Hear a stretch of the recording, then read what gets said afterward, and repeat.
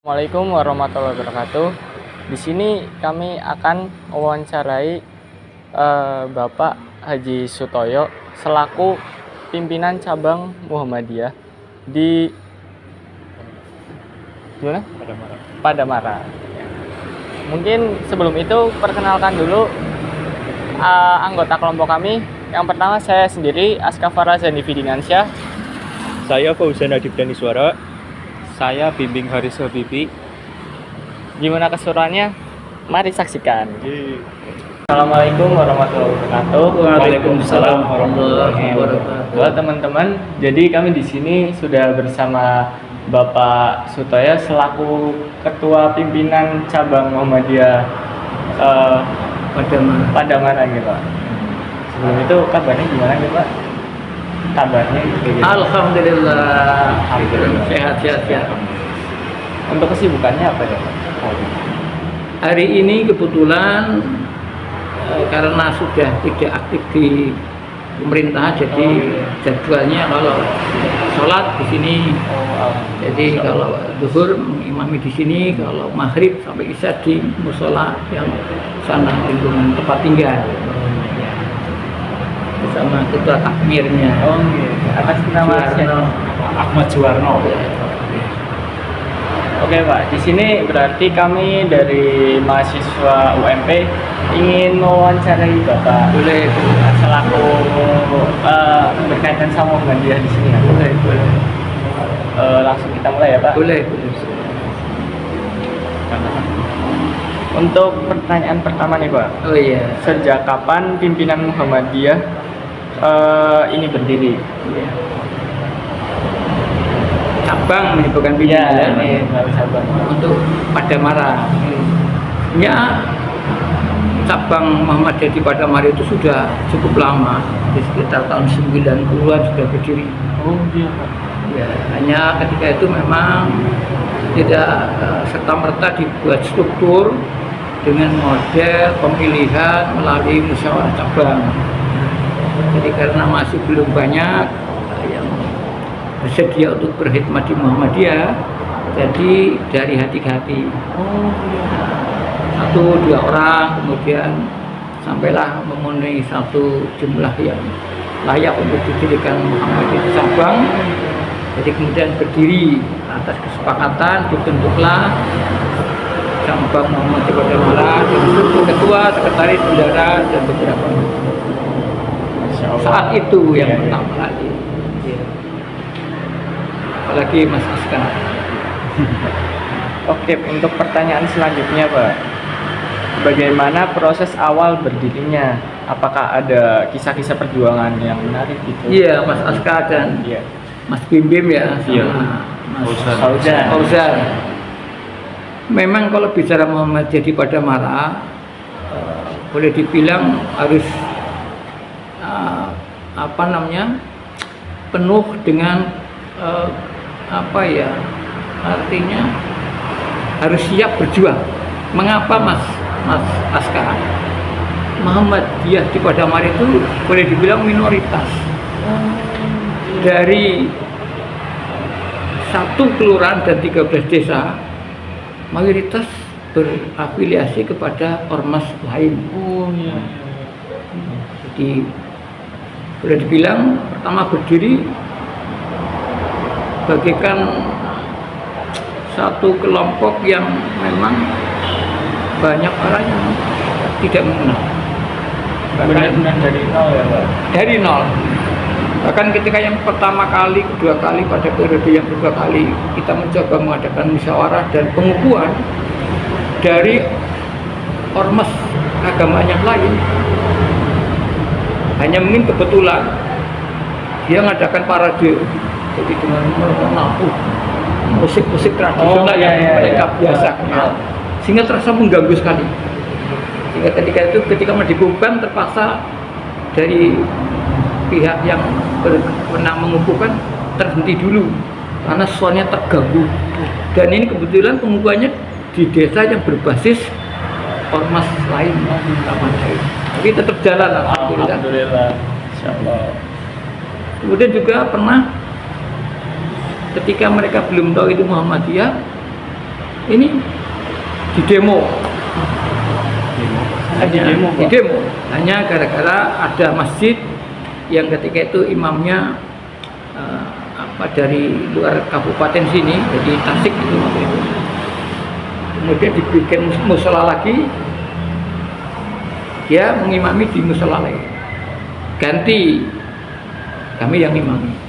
Tapi karena kemudian ternyata tidak sesuai dengan tradisi sholat di tempat ini, tahu-tahu selang beberapa hari kami dihadang oleh beberapa orang dan disidang di kira-kira hampir 100 orang, ditanya macam-macam, bahkan rekan kami yang kebetulan ketika itu sudah masuk ke Ormas Muhammadiyah di kabupaten itu diberi alternatif, kalau sholatnya tidak seperti biasa yang dilakukan, kalau tidak kunut, kalau tidak membaca basmalah jahar, kalau tidak berzikir keras, silakan pergi dari sini, jangan bertempat tinggal.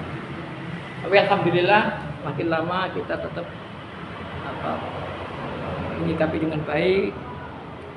Lama-lama mereka makmum kita juga tidak protes. Sekarang mereka tahu apa?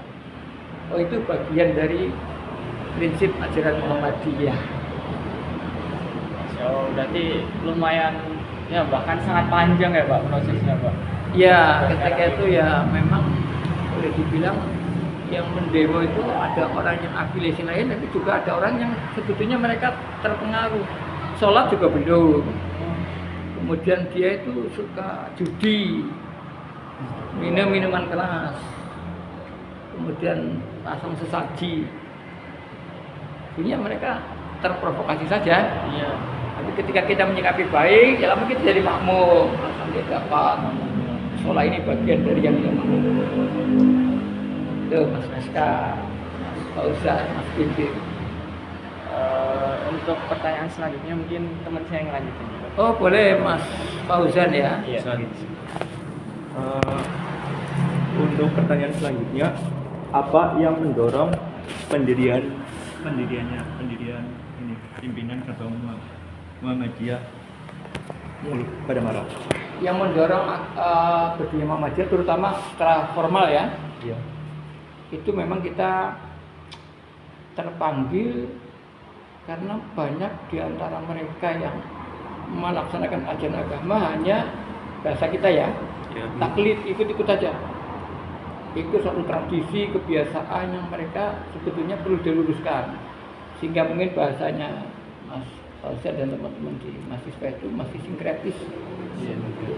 Jadi ajaran agama juga dilakukan, sesaji juga tetap berjalan, sehingga perlu mengibarkan bendera Muhammadiyah yang mengajarkan hal-hal yang simpel, yang kira-kira tidak ada tuntunannya, biarkan. Karena Muhammadiyah kan simpel itu, ya, berdasarkan Quran Sunnah, tidak terlalu banyak dicampuri oleh ajaran-ajaran yang buruk. Maka sudah saatnya pada saat itu ini masyarakat harus dicerdaskan. Harus berpikir lebih maju ya. Karena Muhammadiyah itu Islam yang berkemajuan, bukan tradisional, yang duduk membawa sikap-sikap yang menghambat kemajuan, maka diperkenalkan. Dan alhamdulillah sekarang udah banyak terbentuk ranting, cabang, bahkan ada yang mempercayakan, memberikan akan wajibnya sholat. Kalau Mas Fauzan, Mas Bimbing ya, masyarakat datang ke wilayah Padang Merah, dan sekarang kami diberi masjid 14 kali 14 meter, ada rumah ustaz yang bangun sudah 1 tahun ini lagi proses dari negara luar, dari Jerman, dari Kuwait, untuk cabang Muhammadiyah ada di Kampung Tokoh itu. Oh iya. Lihat ya, lihat itu kami yang diberi amanat sekarang dibangun, dapat tanah wakaf 200 ubin 2.800 meter, masjid 14 rumah ustaz 6 kali 8, sisanya itu pesantren lansia. Termasuk masjid ini juga diamanatkan. Masjid ini Meskipun ketika itu sebelum itu perjuangan begitu banyak tanah. Alhamdulillah. Lantas apa lagi Mas Fauzan? Selanjutnya, amal usaha apa saja yang sudah berdiri di sini, Pak? Di cabang ya. Di cabang situ. Amal usaha yang sementara ini yang rutin sejak dulu itu memang kegiatan kajian akad pagi rutin ya. Kemudian juga ada PAUD, Ada kita PAUD. punya PAUD. Kemudian juga khususnya di wilayah Ranting kita kajian-kajian semacam ini. Jadi kalau Mas Fauzan tadi datang setelah kami tadi sudah datang kajian-kajian rutin. Jadi pada kajian rutin artinya tidak memberatkan banyaknya ikut, tapi supaya nanti betul-betul menjadi punya militansi. Jadi kajian kita bukan bersama-sama dikaji referensinya beberapa tafsirnya. Sementara untuk kegiatan ekonomi ada ya sementara ini memang daripada rintisan. Selanjutnya mungkin teman Saya saya yang Mas melanjutkan. Bimbi. Iya. Boleh Mas. Untuk yang kelima, komitmen seperti apakah yang dipegang teguh oleh Bapak Ibu pimpinan sehingga bisa bertahan hingga sekarang? Iya. Kita benar-benar punya niat yang ikhlas. Sebagaimana prinsip beliau Ahmad Dahlan, pendiri Muhammadiyah, hidup-hiduplah Muhammadiyah. Jangan hidup dari Muhammadiyah. Kalau niatnya sudah niat ibadah, kita sudah tidak berpikir lainnya. Bahkan kalau perlu mengorbankan diri kita demi kemajuan Muhammadiyah. Iya. Nah, komitmen ini yang mungkin tidak bisa terkalahkan kalau orang berorientasi pada materi. Kalau Iya. kita berorientasi pada materi, begitu materi yang nggak ada, kita kendor perjuangannya. Iya. Tapi kalau Allah yang akan memberikan upah, Allah selalu ada di mana? Allah selalu ada kapanpun. Harapan kita kepada Allah selalu ada. Tapi kalau kepada manusia, kalau nggak dibayar, nanti nggak mau kerja. Iya. Nanti kalau kemudian amal usahanya bangkrut, kemudian kita nggak mau. Iya. Jadi komitmennya begitu. Melangkah dengan penuh ketulusan, Ikhlas ya, Pak. ikhlas, Iya. insya Allah nanti akan diberi kemudahan. Itu Iya. lainnya Mas Lainnya. Bim. Menurut Bapak, apakah perjuangan dakwah ini dilanjutkan? Perjalanan. Iya. Perjuangan dakwah. Oh iya, aduh. Mengapa? Mengapa? Karena dakwah itu kan satu upaya perbaikan yang berkelanjutan, amar ma'ruf nahi munkar. Iya. Ya, kalau kita di Muhammadiyah itu wal takum minkum ummatun yad'una ilal khair Iya. wa ya'muru bil ma'ruf wa yanhauna 'anil munkar. Jadi itu landasan yang utama berdirinya organisasi Muhammadiyah. Saya kira itu semangat kami di cabang karena itu. Lain dengan struktur organisasi pemerintahan, harusnya peraturan daerah, undang-undang. iya. Tapi kalau ini Al-Quran saja. Dan kita komitmennya akan meningkatkan nahi mungkar. Karena amar ma'ruf itu tidak ada orang beramar ma'ruf kemudian dimusuhi, enggak ada. Tapi kalau ada orang melakukan kejahatan, kita hentikan, mesti dimusuhi kita. Iya. Nah, kita lagi berupaya untuk selalu itu karena perlu ada keseimbangan antara amar ma'ruf dan nahi mungkarnya. Itu Mas Askar. Siap. Bibi. Terus untuk yang terakhir nih Pak, Iya. bisa berikan pesan untuk para kader-kader muda. Ya kader muda memang kalau mau masuk Muhammadiyah ya jangan berorientasi pada materi. Iya. Karena kita yakin kalau niatnya ikhlas, wa may yattaqillah yaj'al lahu makhraja wa yarzuqhu min haitsu la yahtasib. Siapa yang tulus ikhlas bertakwa, Allah akan memberikan jalan keluar dari setiap kesulitan kita. Dan jangan pernah khawatir dengan rezeki, wa yarzuqhu min haitsu la yahtasib. Allah akan berikan rezeki dari yang tidak pernah diduga-duganya. Jadi kita sarannya kepada generasi muda ya tingkatkan itu semangat kita dalam bekerja, termasuk kuliah. Iya. Kuliah di UMP itu bagian dari berjuang untuk menegakkan agama Islam. Insya Allah dengan begitu kita akan bisa berkontribusi yang positif Amin. pada bangsa, negara, masyarakat dengan cara menggali ilmu di sebuah lembaga agama yang nanti masing-masing mahasiswa punya, generasi muda punya ilmu, dapat ilmu. Lembaga yang kita di mana mencari ilmu juga akan makin berkembang dan itu bagi syiar Islam. Semangat. Gimana, Mas? Terus ini ya Pak, buat zaman sekarang kan anak-anak muda nih banyak banget yang kena judi online kayak gitu. Kayak perkembangan zaman buat sekarang tuh kayak makin turun ya gitu lah Pak. Itu kalau buat Pak gimana? Iya. Saya kira kalau kita banyak membaca referensi ya, buku-buku yang itu memang tantangan kita sekarang itu adalah ilmu pengetahuan dan teknologi. Iya. Artinya bahwa orang-orang yang sekarang mengutamakan rasio akan mempertanyakan ajaran-ajaran agama yang sebenarnya dogmatis. Oh iya. Ajaran dogmatis kan yang penting mau beriman, Ah. percaya. Generasi muda biasanya nggak puas.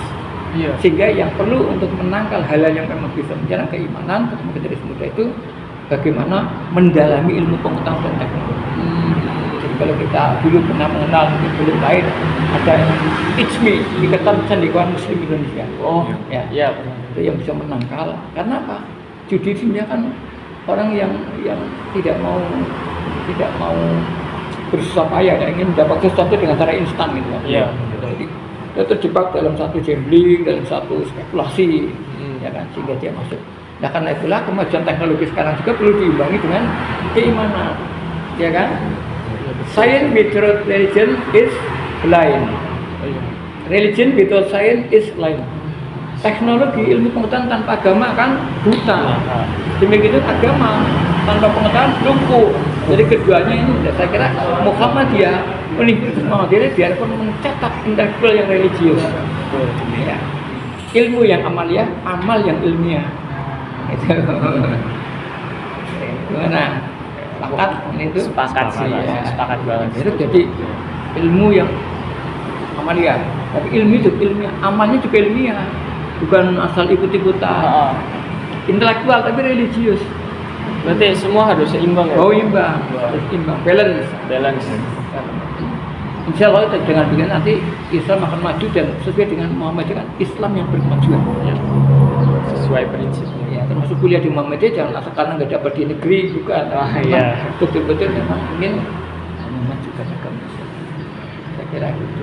Ya mungkin cukup sih Pak. Itu cuma itu. Enggak ada lagi. Terima kasih buat Pak. Oh sama-sama. Maaf juga tadi sempat bikin bapaknya menunggu. Enggak apa-apa. Sebetulnya karena kami jadwal di sini biasa kajian internal gitu, sehingga lebih rileks di sini. Lagi pula memang ada banyak teman-teman dari UIN itu kan. Iya, tadi ya lumayan juga banyak loh. kita bisa bincang. Sukses selalu ya. Kita banggakan, semoga Mas Fauzan, Mas Bibim, Mas Aska akan bisa sukses di terjemahan di dunia hasanah, di akhirat hasanah, di dunianya hasanah, akhiratnya hasanah. Dan terhindar dari itu. Oke teman-teman, mungkin hanya itu yang bisa kami tanyakan. Semoga ilmunya bermanfaat. Sekian, wassalamualaikum warahmatullahi wabarakatuh. Waalaikumsalam warahmatullahi wabarakatuh.